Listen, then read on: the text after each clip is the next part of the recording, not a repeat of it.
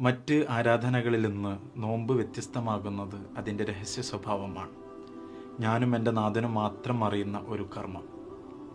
ഇഹ്സാനിൻ്റെ വിശാലമായ തലം അള്ളാഹുവിൻ്റെ റസൂൽ മുഹമ്മദ് മുസ്തഫ സല്ലല്ലാഹു അലൈഹി വസല്ലം ഇഹ്സാനിനെ വിശദീകരിക്കുന്നുണ്ടല്ലോ. അൻ തഅ്ബുദല്ലാഹ കഅന്നക തറാഹു ഫഇൻ ലം തകുൻ തറാഹു ഫഇന്നഹു യറാക്. നീ അള്ളാഹുവിനെ കാണുന്നത് പോലെ അള്ളാഹുവിനെ ആരാധിക്കുക. നീ അള്ളാഹുവിനെ കാണുന്നില്ല എങ്കിലും അള്ളാഹു നിന്നെ കണ്ടുകൊണ്ടിരിക്കുന്നുണ്ട്. ഒരു വിശ്വാസി നന്മ ചെയ്യുന്നത് അത് അള്ളാഹു കാണുന്നുണ്ട്, അവൻ അതിന് പ്രതിഫലം നൽകും എന്നൊരു ബോധ്യത്തിൽ നിന്നുകൊണ്ടാണ്. ഒരു തിന്മയിൽ നിന്ന് വിട്ടുനിൽക്കുന്നതും അത് അള്ളാഹു കണ്ടുകൊണ്ടിരിക്കുന്നുണ്ട് എന്നൊരു ബോധ്യത്തിൽ നിന്നുകൊണ്ടാണ്.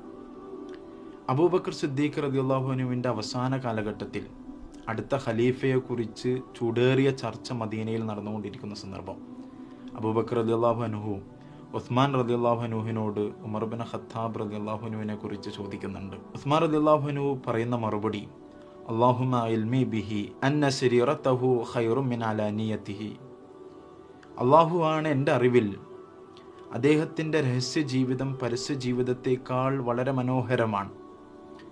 ഇതൊരു വിശ്വാസിയുടെ പ്രത്യേകതയാണ്. അവൻ എപ്പോഴും അവൻ്റെ രഹസ്യ ജീവിതം ഭംഗിയാക്കാൻ നിരന്തരം ശ്രമിച്ചുകൊണ്ടിരിക്കും.